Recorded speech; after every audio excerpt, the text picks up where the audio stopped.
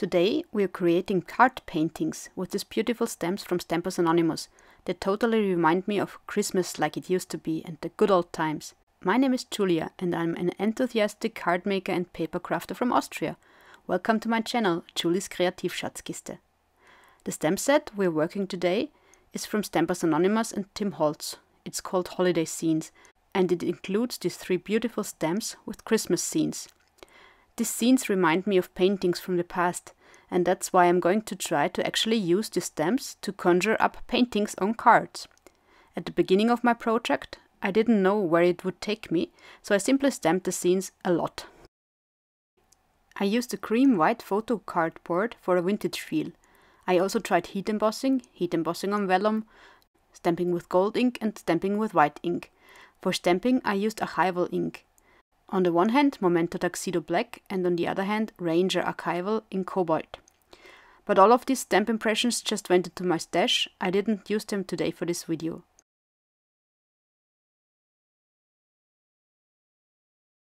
Let's start right away with our first card. That will be this one. Here I started preparing my central focal point of the card, which is our stamp painting. I first trimmed it a bit, so I cut off the top and the bottom ends. Then I used scissors to fray the edges of the paper to age it. Sometimes I've torn off something myself with my hand, but in this case the photo paper worked quite well with the scissors, because it has a bit of fibrous consistency.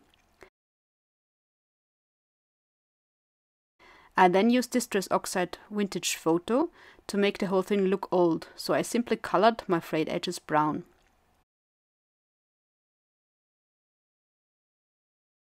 I then used my Arteza watercolors to color the sky of the stamp blue and the moon yellow. This helped a lot in making the white of the snow stand out much more in this scene. In the next step I used Stickles Sunburst to make some 3D stars appear in the sky. Now I have to cut out my first matting layer in light red and stuck foam tape here, so that I can stick my panel with the stamp impression on it. Since the Stickles wasn't dry yet, I applied the foam tape to the matting layer and not directly to the back of the paper. I then left it to dry and continued working on the card the next day. I applied double-sided adhesive tape to the edge of the back of my panel and then attached a lace border that I pulled around the panel. When it comes to the corners, I made sure that I left enough of the border so that the corner looks really nice. I also put a few folds in there. I used that border all around the matting layer on the back. And then I also fixed the corners with glue dots, just to be on the safe side, so that it stays that way. I then applied foam tape for further fixation and additional dimension. You can see that I really placed the outer strips of the foam tapes so that they also lie on this border and stick it down again. Then it was time to glue this whole package onto my matting layer, which I made out of red glitter paper. Since this panel has an unusual format, I could not use a blank card here, so I folded an A4 paper in half and marked how big I needed to cut it, so that it fits perfectly for this card panel. Then I fixed it with a tape roller and that's it. The first card is actually finished and I think it turned out really beautiful. What do you think? I love the vintage feeling that it gives. For my second card I actually made a frame. I used this cut and emboss folder from Crafter's Companion and cut it out of craft paper. In order to age it, it took several steps. First, I took my distress crayons, here in the color Vintage Photo, and diluted them with a little water, and then applied them to the embossed areas of this paper frame. Then I darkened the inside and outside edges of the frame with Vintage Photo ink and a blending brush. I did the same thing with a second frame, which I cut out in white. I'm sticking this white frame under the craft frame for dimension, and I didn't want the white to show through here. I then cut my stamped image to approximately the size of the frame, but I didn't glue it down yet. Now it's time to prepare my background panel for this frame. My inspiration was an old wallpaper in old pink, and to achieve that I used Distress Oxides Victorian velvet and milled lavender for my blending. Then of course I applied water splashes and dried them with a kitchen towel. So that this wallpaper also has a pattern, I picked out a stamp with vintage fonts and stamped it on my background in the same color, Victorian velvet, so tone on tone. Then I cut the matting layer back a little bit and applied it to my white blank card. So now it's time to attach my stamp image to the frame. I simply used liquid glue for this, because liquid glue holds best, especially on embossed surfaces. I'm sorry that some things slipped out of the picture here, I hope you still see what I'm doing. I then stuck my frame onto my blank card with a background, and then I picked out a wax paste, copper, to apply another layer of vintage to my frame. That made it sparkle a bit and also emphasized the edges more. Now my wallpaper was too new for the frame next to it, so I got out my distressed crackle paste and just applied a few spots to the card background here, sometimes thicker, sometimes thinner. I then left it to dry overnight. When dried, it has a wonderful texture. Unfortunately, you can't really see that in the video. In order to highlight all of these crackles even more, I looked for my distressed crayons again, and this time I applied a little bit to these cracks in the lighter color antique linen. Unfortunately, you can't see that very well in the video either. One last step is still missing. I liked the blue sky on the other card so much that I did the same here. I used my watercolors to color the sky blue and the moon yellow, to emphasize the snow and the snow landscape even more. Anyway, our card is finished now, and we come to the last, third card of this video. With this card, I have now built a real 3-dimensional frame. For this, I used a shadow box die from Crafter's Companion and cut it out of several papers, because I didn't know exactly which direction my project would take me. This die set contains several options for designing the frame.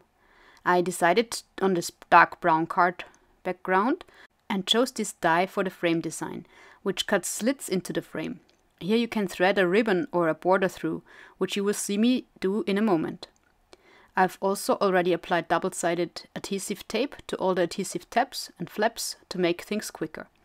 So I took out my lace border again, which I already used for card number 1, and I wrapped around the beginning of the border an adhesive tape. This meant that the piece was harder and also thinner at the beginning, and therefore it was much easier to thread through the slots. Open and honest between you and me, it was a bit of a hassle to get everything in there and to get it in the right place, but I think in the end the result was really worth the effort. When I was finished, I trimmed the border close to the edge on all sides, and then I used glue dots to attach the ends, so that nothing would fray or come out.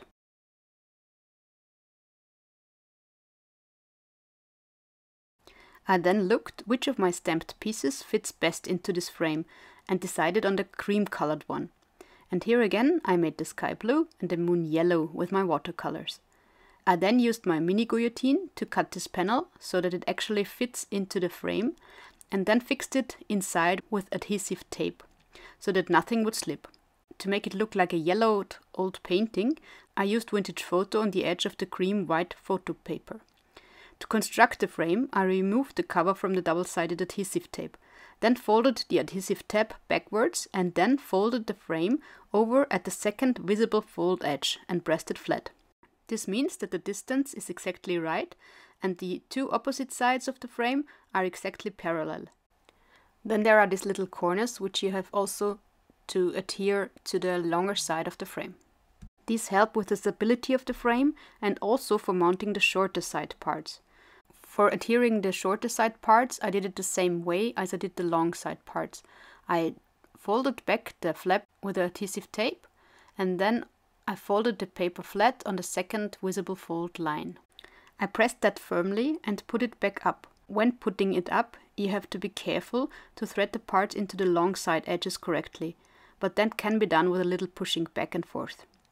I then added additional adhesive dots to the inside of these corners, so that it would hold together better.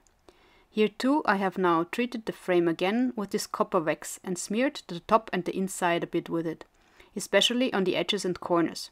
That gives the whole thing a metallic shine and makes it look really old. It almost looks like a metal frame that has accumulated dirt and grime over the centuries. I really like that. So those were actually the 3 cards for this video. I'll quickly show you which other cards I made. Here for this card, I simply used the green paper for the frame, and I used another pattern and red glitter paper behind it. Unfortunately, something went wrong in the top left corner, but there's nothing you can do now. I also tried a shaker card. Here I heat embossed the stamp on vellum with white embossing powder. Then I placed confettis behind it, and I blended a dark background and made a blue frame. Unfortunately, the camera doesn't show it that well. Anyway, all that's left for me to do is thank you very much for watching. I would be very happy if you left me a like, or maybe even subscribe to my channel if you liked the cards in the video. Otherwise, servus! Until next time!